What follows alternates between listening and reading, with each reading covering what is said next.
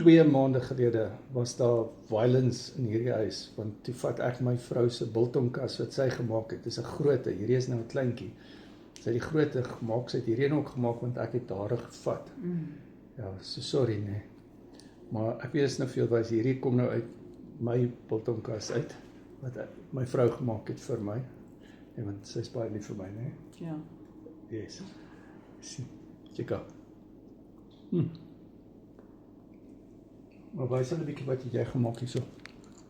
Nou, hierdie is net 'n ou kleiner eentjie. Kyk, hy's amper hy's baie klein. So, is net 3 Dell-sticks. 'n klein gloeilampie wat ek daar ingesit het. Ek sal nou die boks oopmaak en agter tot my draad lank genoeg. Ja. En ek dan daar so 'n waaiertjie in. En dan het ek 2 plekke gemaak. Ek sal nou die deksel optel. Dit is 'n gewone krag. 2 plekkies gemaak waar ek airvents laat uitkom.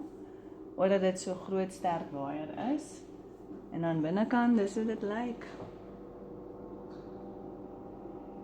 En die biltongkie hang. Ja. En vertel 'n bietjie van die muskietnet. Ja, daar's hy. Muskietnet het ek, wat net weer op.